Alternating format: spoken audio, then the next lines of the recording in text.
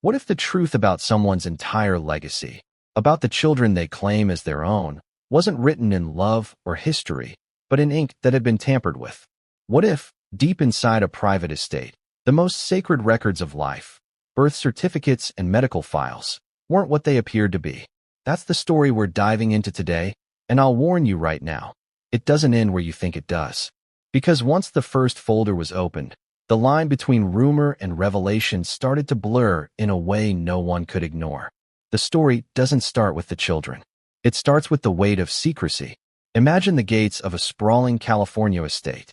Imagine the manicured lawns, the high walls meant not just to keep outsiders out, but to keep certain truths in. For years, Meghan Markle and Prince Harry's world has been painted with contradictions. On one side, glossy interviews, Netflix deals, charity appearances. On the other, whispers of hidden truths, inconsistencies, rumors that just won't die. Now imagine, after all that noise, a single day when the walls finally gave way and someone got a look inside. Before we continue, please hit the like button, subscribe to the channel, and turn on the notification bell for updates. This wasn't about gossip. It wasn't about the tabloids spinning yet another narrative. This was about something tangible, documents. Papers with dates, stamps, signatures, papers that should have been the most straightforward pieces of evidence in the world. Because let's be honest, birth records and medical files are supposed to be beyond question. You can debate stories. You can argue over who said what in an interview. But official records? Those are supposed to tell the truth. So why did these look different? That's where the hook catches you, doesn't it? Because if a single line on a birth certificate is out of place, the whole story changes. And if a set of medical records doesn't line up, the questions don't just stay on the paper. They spill into the lives of real people. Lives that shape the future of the monarchy. Lives that millions of people have invested their emotions into. But why does this matter now? Why, in this exact moment, are these alleged discoveries so explosive? The answer lies in timing. King Charles's health rumors. Prince William's increasing role. The debate about Archie and Lilibet's titles. Every piece of the royal chessboard is in motion. And then, in the middle of all this upheaval, the one thing that should have been untouchable, the proof of birth and legitimacy, becomes questionable. It's like pulling the pin out of a grenade. You don't know when it's going to explode, but you know it will. Let me ask you directly. How would you feel if you discovered that the story you'd been told about your family, your legacy, even your children, had been rewritten? Would you stay silent? Would you protect the secret? Or would you demand the truth at any cost? Here's the contradiction that makes this story so captivating. Meghan and Harry have built an empire on telling their truth. And yet, the deeper you look into these files, the more you find signs of a truth rewritten.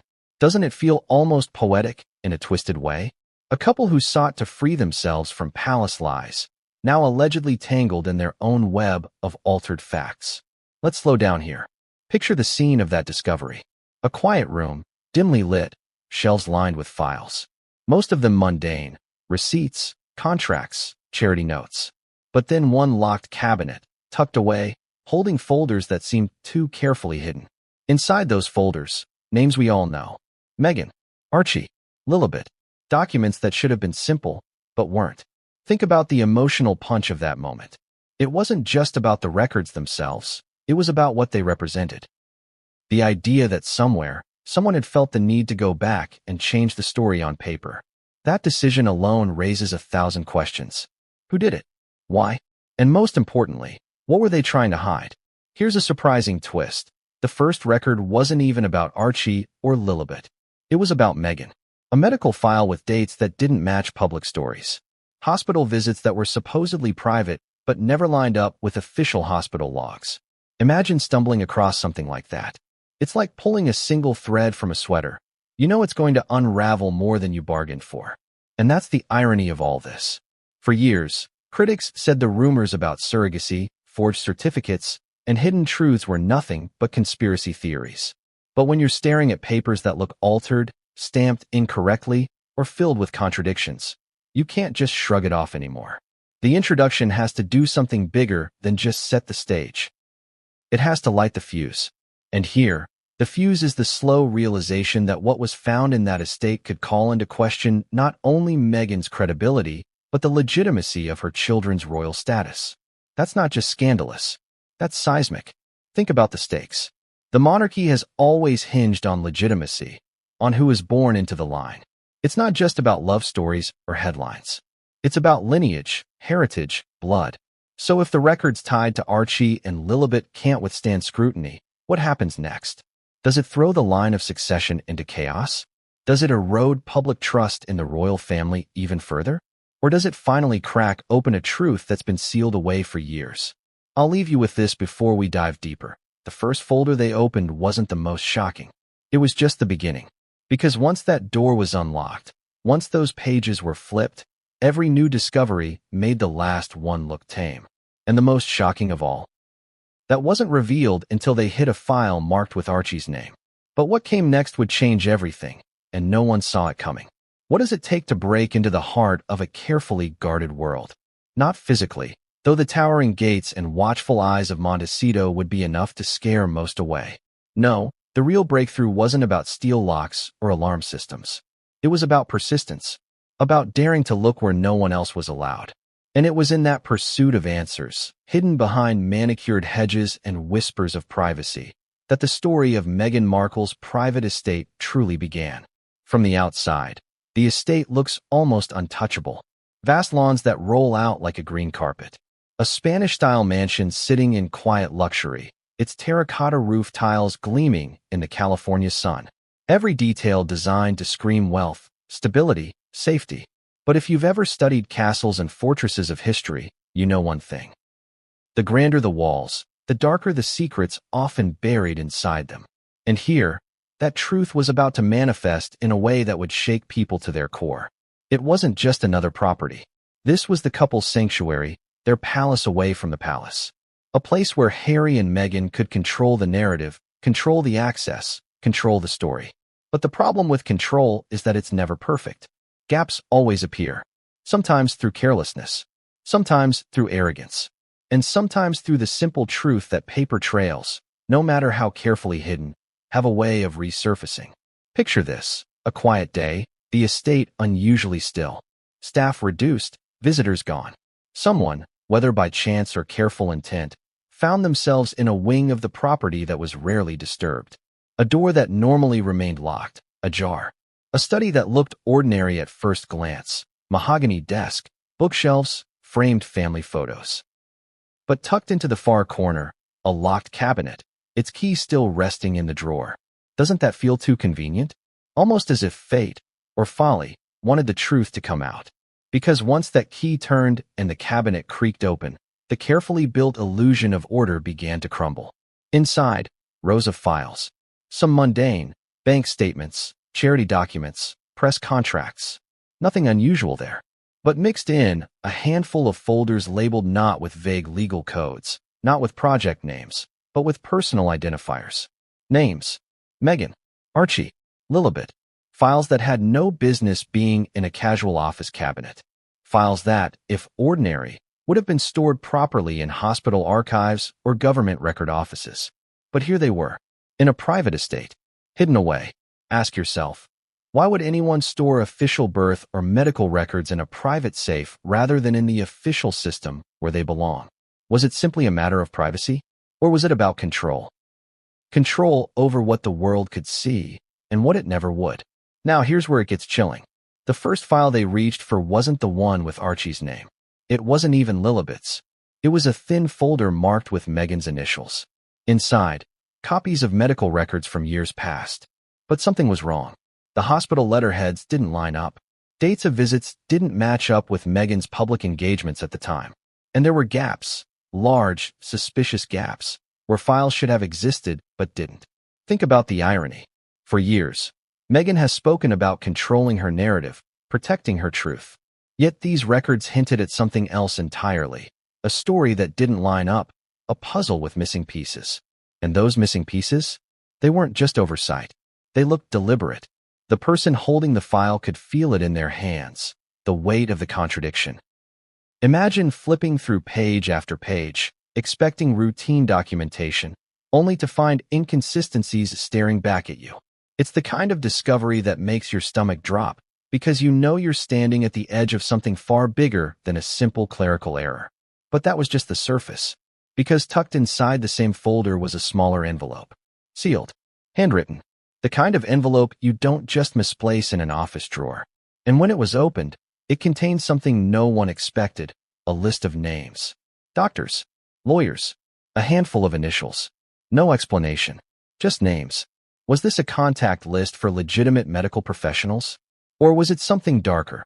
A record of those who helped create and maintain an illusion? And here's the twist. None of those names corresponded with the doctors listed on Meghan's supposed hospital visits. How does that happen? How does someone have an entirely different set of names tied to their private medical records? You can feel the tension building already, can't you? The deeper the hand reached into that cabinet, the heavier the air became. Because if Meghan's own medical records couldn't withstand scrutiny, what would that mean for the children's? For Archie? For Lilibet? Now pause for a moment. Imagine you're the one standing there, folder in hand, realization dawning on you that the story the world was sold might not just be exaggerated, it might be fabricated. What would you do? Would you close the file, pretend you never saw it? Or would you keep digging, knowing full well you might uncover something so explosive it could change history itself? The decision was made. They dug deeper. And with every file, the story twisted tighter. Archie's name appeared next. A thicker folder, heavier, almost as if the weight of its contents matched the burden it carried. At first glance, the birth certificate looked routine, official stamps, signatures. But as the eye traced the lines, the inconsistencies jumped out. A date that didn't align. A signature that seemed copied, not written fresh. A hospital stamp that experts would later point out hadn't been in use since the year before Archie was supposedly born. This wasn't just a mistake. This wasn't sloppy paperwork. This was deliberate. And as that realization sank in, the room grew colder. Do you see it? The trapdoor opening beneath the narrative? Because if Archie's official records are altered, it isn't just about Meghan anymore. It's about the legitimacy of a royal child. It's about succession. It's about whether the monarchy itself is standing on paper-thin lies. But here's where the real chill comes in. That wasn't the only file. And Archie's wasn't the only birth certificate in that cabinet. The next folder, thinner but no less suspicious, was labeled with one word, Lilibet. And what lay inside would silence even the loudest defenders. But that discovery, that shocking, impossible contradiction, wouldn't be revealed until the very last page was turned. And when it was, no one in that room would ever look at Meghan's estate, her story, or her children the same way again. The cliffhanger was set. The cabinet was open. The files were real. And the next document waiting to be pulled would send shockwaves far beyond those estate walls. What does it feel like to hold a piece of paper that could rewrite history? Not a centuries-old manuscript, not a hidden diary, but a government document, the kind that's supposed to be above suspicion. Imagine the weight in your hands, the crinkle of official parchment, the smell of ink still sharp as if it had been freshly printed. Then imagine spotting a single line that doesn't belong. A wrong date. A mismatched signature. A stamp that shouldn't exist. That's exactly what happened the moment the first suspicious file was opened inside Meghan Markle's private estate. It was quiet in the room. Too quiet. The kind of silence that wraps around you like a warning. Whoever was holding that file knew instantly they weren't looking at something routine. They were staring at a birth record that looked legitimate at first glance. But the more they stared, the stranger it became. The first red flag wasn't even glaring. It was subtle. The type of subtlety only noticed when you've seen enough official records to recognize a pattern. The paper stock felt different. It was thinner, glossier than standard government issue. Most people wouldn't care. Most people wouldn't notice. But here, the detail mattered. Because every inconsistency was another crack in the wall of truth. Flip to the next page, and the date screamed back. The certificate listed a registration date that clashed with news reports of Meghan's supposed hospital stay.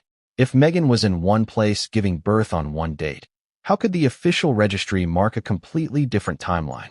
This wasn't a typo, it was a contradiction.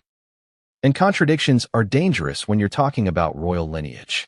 Let's pause and ask, have you ever caught someone lying, not because of what they said, but because of what didn't line up? That's what this felt like. A story falling apart in real time, piece by piece. But then came the signature. Oh, the signature. It was meant to be from a government registrar, someone authorized to handle official births. But when compared to other signatures from the same registrar's office, it didn't match. The flow of the pen was different. The loops didn't curve the same way. One was smooth and natural, the other sharp and stilted, as if copied. Do you believe in coincidences when the stakes are this high? The irony here is impossible to ignore. The Sussexes built their post-royal life on authenticity, on telling the world their truth. And yet, here sat a piece of paper that whispered of someone else's truth being overwritten. Doesn't that strike you as tragic? Now let's talk about the stamp. At the bottom of the page, where the official hospital insignia should have been, sat a circular mark. To the untrained eye, it looked fine, but the detail was damning. That specific stamp design hadn't been used in years. It had been retired before the supposed date of Archie's birth. Think about that.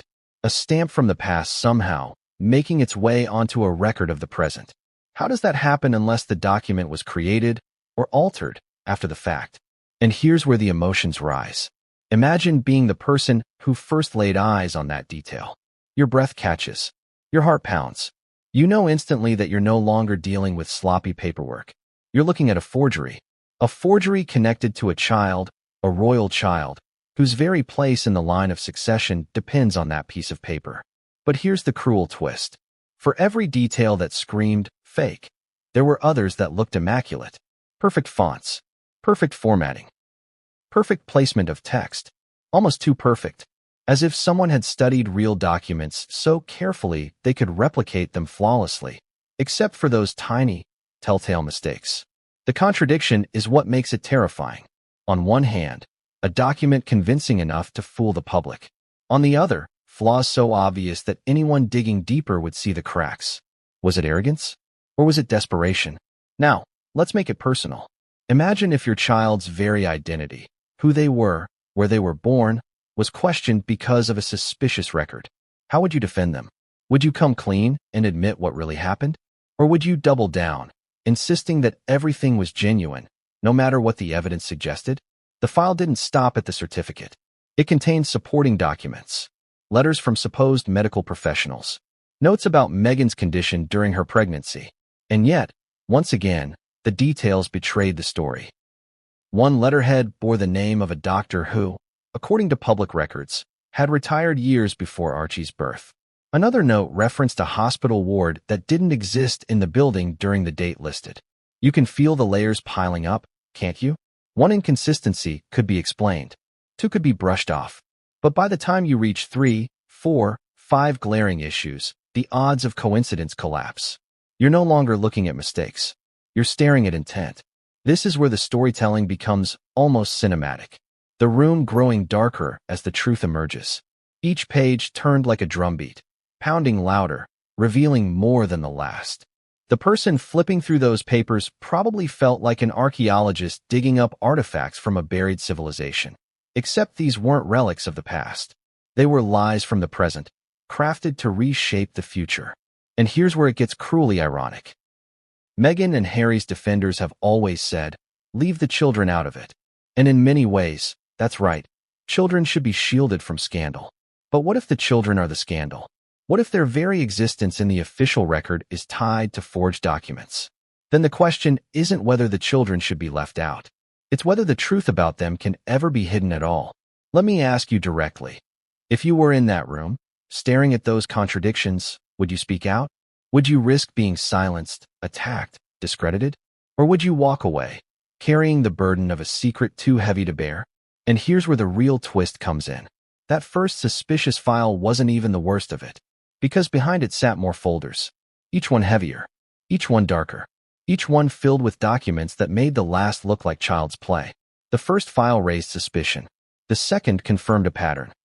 And by the time the third was opened, no one in the room could deny it anymore. These weren't mistakes. They were cover-ups. But what came next would take the scandal from suspicious paperwork to something even more shocking.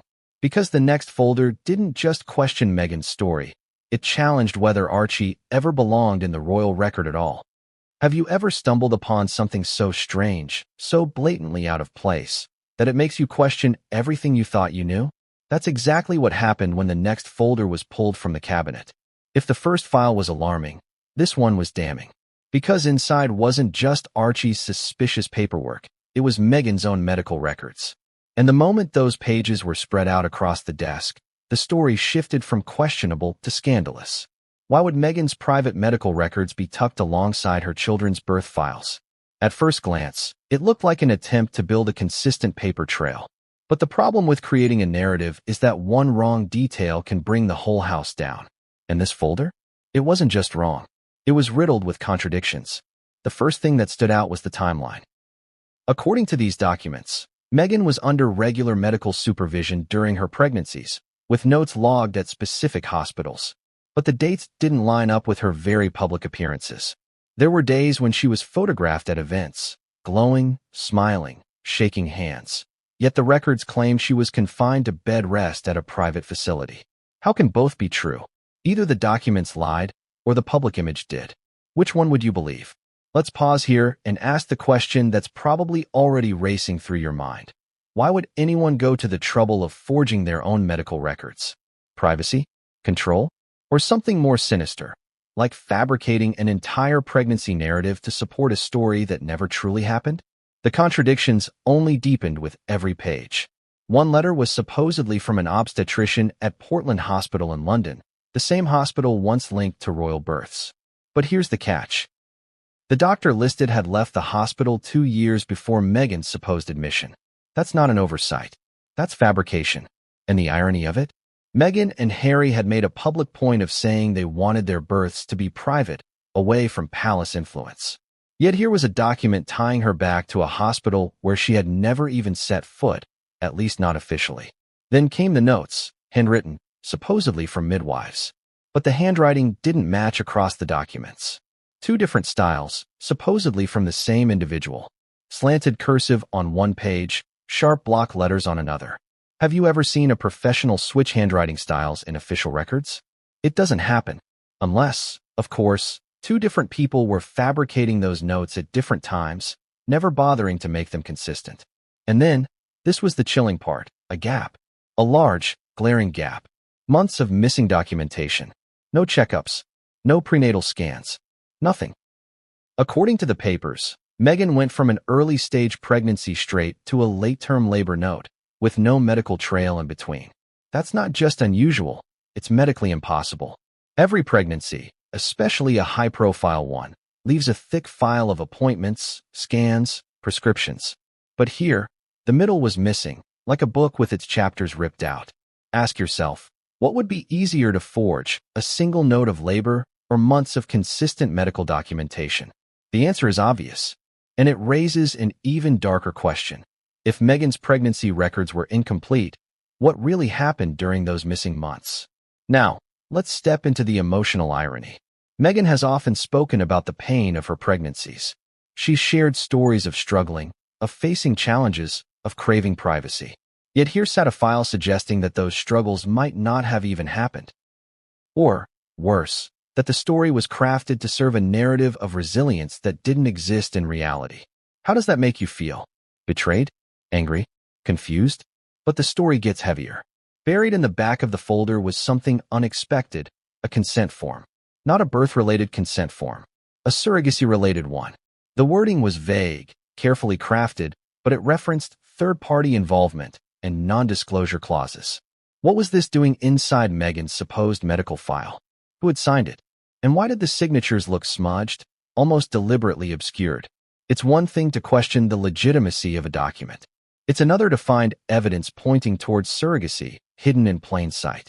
Especially when the royal family has always insisted the children were born naturally to Meghan. If this form was genuine, it could mean the entire narrative the world was fed was built on a lie. Let's not forget the human element here. Meghan's defenders would argue, every mother deserves privacy. And that's true. But there's a fine line between privacy and deception. Privacy protects. Deception manipulates. If these records were altered, if surrogacy was concealed, it wasn't about protecting children. It was about preserving a story, preserving an image. Now imagine the atmosphere in that room as these papers were laid out side by side. First, the inconsistencies. Then, the impossible timelines. And finally, the surrogacy hints. Every new page turned wasn't just another document. It was another nail in the coffin of credibility. And here's the cruel irony. Meghan and Harry had fought tooth and nail against the palace, claiming the institution silenced them, controlled them, hid the truth. Yet these records suggested that Meghan herself may have been hiding truths of her own. Truths so explosive they could shake the monarchy to its very foundations. So let's ask again. What happens when forged medical records intersect with forged birth certificates? What happens when you realize the inconsistencies aren't isolated? They're part of a bigger pattern. Because here's where the tension spikes. Meghan's questionable medical file wasn't just suspicious on its own. It directly tied into Archie's records. And when those two sets of documents overlapped, the timeline broke completely. One said Meghan was on bed rest. The other said she was giving birth. Both couldn't be true. And that's when the realization hit. If Meghan's pregnancy timeline was fabricated, then Archie's very birth certificate was standing on air. But that revelation, the one that tied Archie's existence to a possible forgery, wasn't the last. Because as soon as Lilibet's folder was opened, the contradictions grew louder, the dates more impossible, and the whispers of truth impossible to ignore. And when the last page of her file was turned, the silence in the room was deafening. Because what it revealed didn't just call Meghan's medical story into question, it called the legitimacy of her children's place in the royal line into question. But what came next, buried inside Lilibet's records, was so shocking, so irreconcilable, that even those determined to defend Meghan were left speechless. What if the one document meant to cement a child's place in history, their very birth certificate, wasn't the anchor of truth it was supposed to be? What if, instead of confirming legitimacy, it raised more questions than it answered? That was the chilling reality the moment Archie's folder was pulled out, heavier than the rest, as if weighed down by the secrets it carried. Think about the symbolism here. A birth certificate isn't just paper. It's identity. It's proof. For a royal child, it's the golden ticket to a line of succession that stretches back centuries. No document is more sacred, more scrutinized. Yet the one with Archie's name on it didn't scream authenticity. It whispered forgery. The first glance seemed ordinary. A neat document with the standard fields filled in: name, date, place of birth, mother, father. But the deeper the eyes scanned, the stranger it became. The details didn't line up. Not with Meghan's story, not with public announcements, not with the official record-keeping of the hospital supposedly involved. Let's start with the most obvious crack: the location. The certificate listed a London hospital. Yet Meghan and Harry had publicly insisted on privacy, going so far as to avoid the traditional photo on the steps of the Lindo wing where other royal births had taken place. They claimed they had chosen discretion, somewhere private, away from prying eyes. But here, in black and white, the certificate tied Archie to a hospital Meghan may never have been admitted to. How can both versions of the story be true? Then came the date. The certificate recorded Archie's birth on a day that didn't match the timeline given in palace press releases. Reporters who had been stationed outside the hospital were informed of his birth hours, possibly even a full day, after it supposedly happened. And here's the twist. The registry date on the certificate didn't align either. It was as though the paperwork had been backdated, rushed, squeezed into a timeline that didn't exist. Let's ask the question no one in the room wanted to. Was Archie's birth registered to fit a pre-written narrative? The signature line only made things murkier. The registrar listed was the same one who had overseen countless royal births before. At first, it seemed reassuring, familiar, official, but handwriting experts later pointed out subtle differences, loops shaped wrong, strokes that didn't match other samples. Was it copied? Was it traced? Or was it someone else entirely signing under that name? And then the stamp. That cursed stamp. At the bottom of the certificate, the hospital insignia looked official until it wasn't. That exact design had been retired the year before Archie was allegedly born. Retired. Which means whoever drafted this certificate had used outdated templates, exposing the entire document as suspicious. Ask yourself, if you found a stamp on your child's birth certificate that didn't exist at the time of their birth, would you shrug it off? Or would you demand answers? The contradictions piled higher. Meghan was listed as Princess of the United Kingdom under the Mother's section, a title she never officially held. A clerical error? Possibly. But for a document this important, wouldn't someone have double-checked? Or was it deliberate, a way to inflate her status, to make the document feel more royal than it truly was? Now imagine being the person flipping through these pages, heart pounding with each discovery. You realize you're not holding a certificate of legitimacy. You're holding evidence of a cover-up. A cover-up that could change not just Archie's story, but the monarchy's. The emotional weight of that realization can't be overstated. This wasn't about a typo. This wasn't about a missing letter or a forgotten signature. This was about a child's place in royal history, and whether that place had been fabricated. And here's the irony. For years, Meghan and Harry had demanded the world respect their son's privacy, insisting that his life be protected from media intrusion. Yet here, in the quiet of a private estate, the documents meant to protect his identity revealed something far worse, that his very existence in the royal record might not be what it seemed. Think about how history would treat this. If Archie's certificate is proven false, it doesn't just affect him. It ripples outward. To Meghan, to Harry, to King Charles, to Prince William, to the monarchy itself. Because if a royal child's legitimacy is questioned, the entire line of succession comes under fire. Let's step back for a moment. What would motivate someone to alter a birth certificate? To make a small lie look official? Was it vanity, wanting to be seen as part of tradition while rejecting it publicly? Was it fear, hiding the truth of surrogacy, adoption, or alternate parentage? Or was it power, ensuring a child secured titles and privileges they might not otherwise have had? The answer to those questions may never come directly. But the documents don't lie. Not when the ink, the stamps, the signatures, and the dates contradict the story so boldly.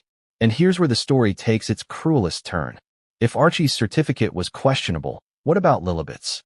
She was born in California, far from the scrutiny of British institutions. If Archie's London record could be forged, how much easier would it be to fabricate a Californian certificate? Especially with the looser systems of private hospitals and state records? That question hovered in the room like smoke. If Archie's story cracked, Lilibet's could shatter. And when her file was pulled from the cabinet, the silence grew heavy. Because what they found inside didn't just hint at forgery, it screamed it. But what came next in Lilibet's folder would make Archie's suspicious certificate look almost believable by comparison. What if the document that should have been the simplest, the proof of a child's birth in California, turned out to be the most confusing of them all? What if, instead of clarity, it raised more questions than any London record ever could? That's exactly what happened when the thinner folder marked with one word, Lilibet, was pulled from the cabinet. From the outside, it seemed ordinary. California is known for paperwork. Birth records, hospital forms, notarized stamps, everything neat and standardized. Unlike the centuries-old traditions of the United Kingdom, California's systems are digital, traceable, modern. If anything should have been beyond suspicion, it was this. Yet the moment the folder opened, the contradictions hit harder than ever before. The first red flag was the seal. A state-issued seal stamped across the top of Lilibet's birth certificate, but it didn't match California's format for that year. A small design detail had been updated months before her supposed birth. And yet here was the old design, the outdated seal, pressed across her document. Sound familiar? It echoed the same issues spotted on Archie's certificate in London, a stamp from the past on a record of the present. How many times can you call that coincidence? Then came the hospital name. The certificate listed a Los Angeles medical center, one of the most exclusive in the state. But when reporters later tried to verify the details, the hospital denied ever having treated Meghan. Denied it flat out. Do you see the contradiction? A document claims a child was born in one place, but the place itself denies it happened. Which side would you believe? Here's the cruel irony. Meghan and Harry had been adamant about protecting their daughter's privacy. They had chosen a low-profile approach, announcing her birth on their own terms, carefully curating the details. But those curated details now looked suspiciously like a cover story. A story written to fill the void where genuine records should have been. The supporting documents in the folder only deepened the mystery. One paper, supposedly from a delivery nurse, referenced procedures that California hospitals no longer use. Another claimed Meghan had been given a specific medication, but that medication had been discontinued years earlier. How does that happen unless someone fabricated the details without double-checking the facts? And here's where the emotional gut punch comes in. The certificate listed Meghan as the mother, of course, but the formatting was unusual. Her title wasn't consistent with California's style guide for birth certificates. Instead of mother, it listed her under a category that looked copied from a UK format. Parent of child, female. Too neat. Too foreign. Almost as if the document had been drafted overseas, then retrofitted to look American. Ask yourself, if this were your child's record, wouldn't you want it to be airtight? Wouldn't you expect perfection in every line, every stamp, every detail? How do so many mistakes pile up unless the truth itself is being manufactured? And then came the most suspicious piece of all, a waiver tucked into the folder. A legal document referencing non-traditional birthing arrangements. The phrasing was vague, carefully lawyered, but unmistakable. It hinted at the possibility of surrogacy, at the involvement of a third party. And the signature line, the signature line, was blurred, smudged, deliberately unclear. Who signed it? Meghan? Harry? A surrogate mother? The ambiguity screamed louder than any denial ever could. This discovery wasn't just about paperwork anymore. It was about narrative control. Meghan and Harry had told the world that Lilibet was born in California, a symbol of their new independence, free from the palace. But the documents suggested something entirely different, that the story was stitched together with contradictions, that the truth might lie hidden under layers of forged files and legal loopholes. And here's the irony that no one can ignore. The name Lilibet itself was chosen as a tribute to Queen Elizabeth, an intimate family nickname turned global headline. It was meant to symbolize continuity, legacy, heritage. Yet the very certificate bearing that name threatened to unravel all of it. A tribute built on a foundation of uncertainty. Doesn't that sting? Doesn't it feel like betrayal wrapped in sentiment? Let's add another layer. California law allows for birth certificates to be amended, quietly, discreetly, if errors are discovered. But here's the twist. Experts who looked at Lilibet's file suggested the document bore signs of multiple amendments. Corrections layered on top of corrections, fields blacked out and rewritten. Why would a child's record need so many changes? 1 correction, fine. 2, suspicious. But 3, 4, 5? That's no longer a mistake. That's a cover-up. The deeper the folder was examined, the more questions spilled out. Why was the physician's license number missing from one form? Why did another document reference a birth ward that had been shut down months earlier? Why was there no digital trace of the certificate in the California Vital Records system? Only this single, fragile paper version tucked away in a private estate. The answer seemed unavoidable, because the official version might not exist. Because what the world saw was a crafted copy, a forgery made to silence the whispers of surrogacy and keep the fairy tale alive. Now pause and think about this. 2 children, 2 continents, 2 certificates, and both riddled with errors. What are the odds? What are the chances that 2 separate governments, 2 separate systems, both botched the records of the same family? Slim to none. Which leaves only one possibility. The documents weren't botched. They were altered. The atmosphere in that room must have been electric. Each contradiction piling higher. Each revelation heavier than the last. First Meghan's medical file. Then Archie's certificate. Now Lilibet's forged Californian records. And at the bottom of the folder, a single page that tied it all together. A page that made clear these weren't isolated incidents, but pieces of a larger design. Because tucked beneath Lilibet's documents was a legal draft outlining inheritance rights. Rights that hinged entirely on the legitimacy of her birth. That document wasn't just paperwork. It was motive, proof of why someone would go to such lengths to forge records. Because legitimacy isn't just about titles. It's about money, land, influence, future power. And that's when the realization hit. This wasn't sloppy filing. This wasn't carelessness. This was a calculated attempt to secure legitimacy by any means necessary. But what came next in the investigation would take the scandal even further. Because behind these forged birth certificates and questionable medical files wasn't just paper, it was people, names, signatures, witnesses, the hidden hands who made it all possible. And once those names surfaced, the story was no longer just about. What if the rumors everyone dismissed as wild conspiracy theories turned out to have roots in paper, ink, and signatures? What if the whispers about surrogacy, The very thing Meghan Markle and Prince Harry's defenders swore was off-limits, were not only true, but written into documents hidden in their own estate. That's the reality that unfolded when the files shifted from questionable birth certificates to something even more shocking: contracts. The whispers began years ago. Back when Meghan first appeared cradling Archie, there were already skeptics. Some pointed out how her pregnancy bump seemed to shift in odd ways during public appearances. Others questioned why Meghan and Harry had been so unusually secretive about the births. No photos on the hospital steps. No confirmation from medical staff. Just carefully controlled announcements and heavily edited images.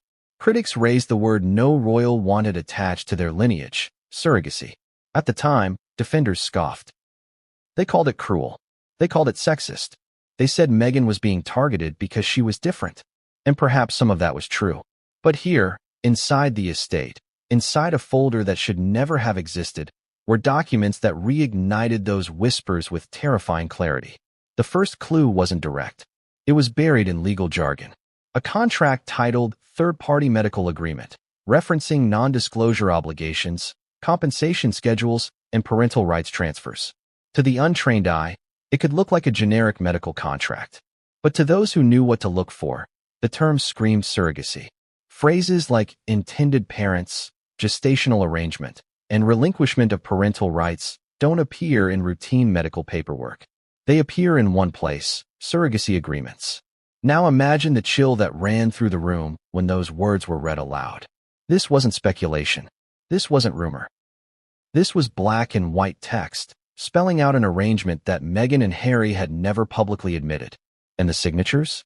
That's where the story twists into something even darker. One line bore Meghan's name, but the handwriting looked off, stiffer, sloppier than her usual graceful script. Was it rushed? Was it forged? No one could say for sure. But what raised even more questions was the second signature. Initials only. 2 letters scrawled quickly, with no full name attached. Who was that? Was it Harry, disguising his involvement? Was it the surrogate mother herself, forced into anonymity by the terms of the agreement? Or was it someone else entirely? An intermediary? A lawyer? A handler? The contradictions didn't stop there. The dates on the contract overlapped with Meghan's supposed pregnancy timeline. How could she be listed as undergoing prenatal care in one set of files while simultaneously signing a surrogacy contract in another? Unless, of course, the medical records themselves were fabricated to support the illusion of a natural pregnancy. Do you see the pattern emerging? One document supports another. One forgery props up the next. A chain of lies, each link tied tightly to the other. And at the center of it all, the truth Meghan and Harry had fought desperately to keep hidden: that their children might not have been born the way the world was told. Let's pause for a moment. Think about the stakes here. The monarchy isn't just about pageantry. It's about bloodlines. Legitimacy. Every title, every inheritance, every place in the line of succession hinges on who is born to whom. If Archie or Lilibet were born via surrogacy, and if that surrogacy was concealed through forged documents, the entire royal order could be called into question. Would they still be eligible for their titles? Would they still be recognized as heirs? Or would history one day write them out entirely? And here's where the emotional weight crashes in. Meghan and Harry built their public image on breaking free from the palace machine. They accused the royals of silencing them, of hiding truths. Yet here, in their own home, sat evidence suggesting they were the ones hiding the biggest truth of all. Isn't it almost poetic, in the cruelest sense, that the very tools of secrecy they despised in the palace were the ones they allegedly used themselves? Now, let's look closer at the financial side of the contract. Payments listed, monthly stipends, lump sum transfers, legal fees covered. These weren't the markings of a medical file. These were transactions, cold and clinical, reducing the miracle of birth to line items on a balance sheet. And the total amount? Enormous. Far higher than typical surrogacy costs. Why? Was it hush money? Was it compensation for extraordinary secrecy? Or was it the price of absolute silence from someone who knew the truth? And here's the cruel irony. Meghan has spoken in interviews about her struggles with pregnancy, about her loss, about her resilience. Stories meant to inspire empathy. But if these contracts were real, what do they reveal? That those struggles may not have been lived experiences, but borrowed narratives. stories used not to connect, but to conceal. Let's make this personal. Imagine being a child who grows up one day to discover your own birth was hidden behind forged documents and secret contracts. Would you feel betrayed? Would you feel erased? Or would you cling to the illusion your parents fought so hard to protect? The documents suggested one more chilling detail. Buried in the fine print was a clause about international jurisdiction. Why would a California surrogacy contract reference jurisdiction in the United Kingdom? Unless, of course, there was concern that questions of legitimacy might one day be raised in the context of royal succession. Doesn't that sound less like family planning and more like monarchy manipulation? The evidence piled high. Meghan's forged medical records, Archie's suspicious certificate, Lilibet's contradictory file, and now, contracts that looked every bit like surrogacy agreements, complete with payments and legal loopholes. This wasn't just a story anymore. It was a case. And yet, the most damning part was still to come. Because contracts don't write themselves. Documents don't forge themselves. Behind every piece of paper is a hand, a name, a decision. And the next discovery inside the cabinet didn't just hint at who helped. It pointed directly to individuals, insiders, whose involvement would make this scandal explode far beyond Meghan's estate. But when the first of those names surfaced, it wasn't someone the world expected. And that revelation would change everything. Who really pulls the strings when secrets this explosive are hidden away? Who signs off? Who arranges? Who quietly makes sure the pieces line up, even when they clearly don't? That was the chilling question when the next folder was opened, because the documents inside didn't just point to forged certificates or shady contracts. They pointed to people, real people, the hidden hands behind the curtain. The first clue was subtle. At the bottom of one of the surrogacy-related contracts, in small print that might have been overlooked if the room hadn't been so tense, was a list of witness signatures. Lawyers, medical staff, each scrawled line connecting back to someone who had either authorized, notarized, or overseen the paperwork. And when those names were cross-checked against official registries, that's when the cracks split wide open. One doctor listed as a witness? He hadn't been practicing medicine in years. In fact, public records showed his license had expired before Lilibet was even conceived. Another name matched a lawyer whose firm specialized not in family law, but in intellectual property disputes. What business did they have notarizing a medical consent form? And then came the most shocking twist. One of the names belonged to an individual directly tied to the royal household. A discreet legal advisor who had once worked on succession law for Buckingham Palace. What was their name doing buried in Meghan's private estate files? Was it coincidence? Or was it proof that someone inside the royal machinery knew exactly what was happening and chose to help cover it up? Think about that for a moment. The narrative we've all been fed is that Meghan and Harry broke free of palace control, that they were outsiders battling against the institution. But these documents suggested the opposite, that someone inside the palace was quietly assisting them. Doesn't that flip the entire story on its head? And it gets darker. Another name surfaced. An American physician who had allegedly signed off on Meghan's pregnancy reports. But when compared to public hospital records, there was no trace of this doctor ever working at the listed facility, almost as if they were a ghost. A paper figure invented to give legitimacy to forged medical files. Here's the contradiction that no one can ignore. Meghan and Harry claimed again and again that they were fighting for truth, transparency, authenticity. Yet here were names, real people, who were either complicit in or victims of a deception so intricate it spanned 2 continents. Now let's slow this down. Imagine you're the one holding those papers. You recognize the handwriting. You see the mismatched dates. You realize you're staring at the work of insiders, people with enough authority to manipulate official systems, people willing to risk their reputations to protect Meghan's narrative. Would your hands shake? Would your heart race? Because you'd know that the story wasn't just a family scandal anymore. It was an institutional one. And then, buried deep in the stack, came something no one expected, an email printout. Roughly handled, edges torn, but the message clear. It was correspondence between 2 individuals, discussing timelines and public alignment. One line stood out like a dagger. Ensure the documents reflect the agreed story. Royal optics are at stake. Royal optics. That single phrase connected the dots. This wasn't just Meghan or Harry orchestrating secrecy. This was a coordinated effort designed to protect not just them, but the image of the monarchy itself. But here's the bitter irony. In trying to protect the monarchy, they may have endangered it. Because once you forge records, once you tamper with the very foundations of legitimacy, you invite scrutiny that never goes away. Lies can be buried, but when they surface, they burn hotter than truth ever could. Now ask yourself, why would palace insiders risk everything to help Meghan?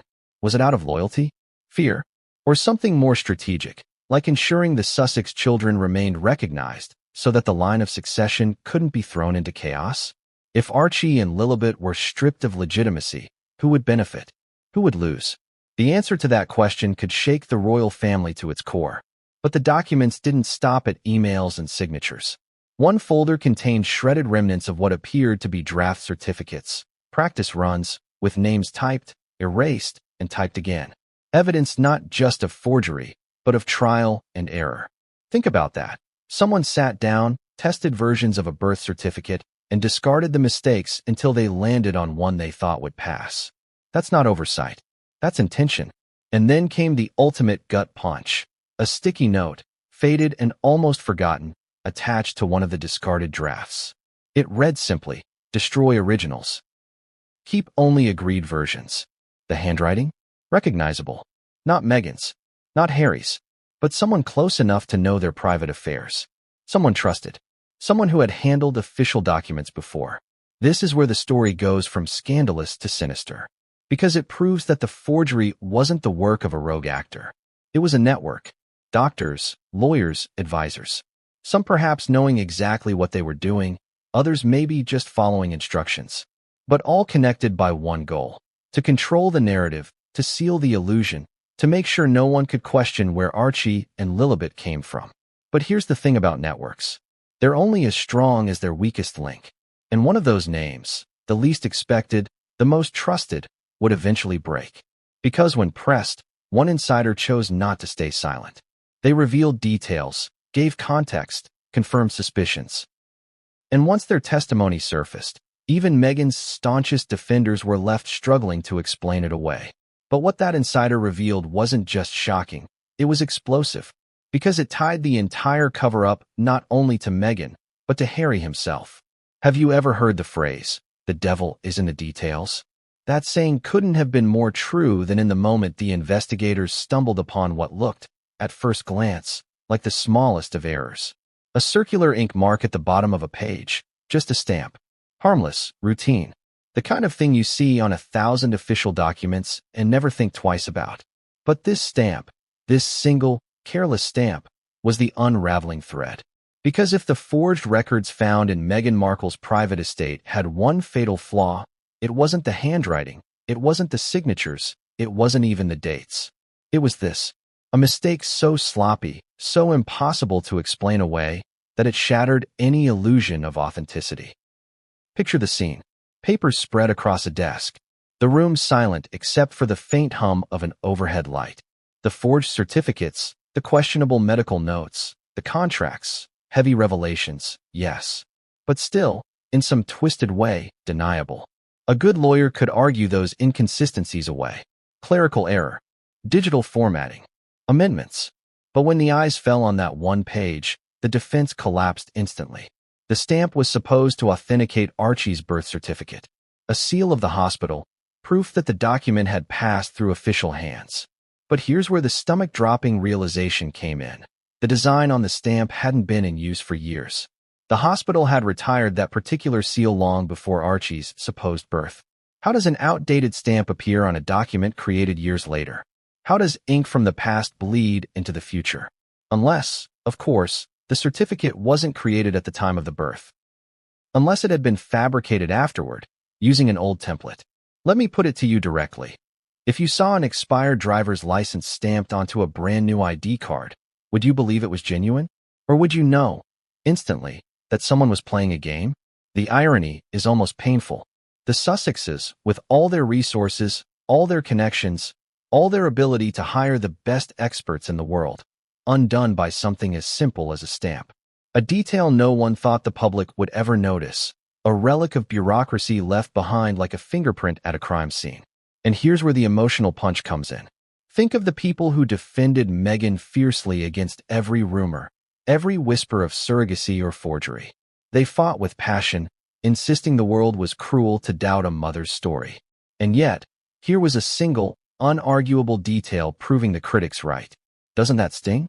Doesn't it feel like betrayal, not just of the public, but of those who trusted her? The more they looked, the worse it got. Because it wasn't just Archie's certificate. Lilibet's Californian file bore a similar flaw. The notary stamp used on her paperwork didn't match the design in circulation at the time. The California Department of Public Health had updated its insignia months before her supposed birth, and yet, somehow, her certificate bore the old one.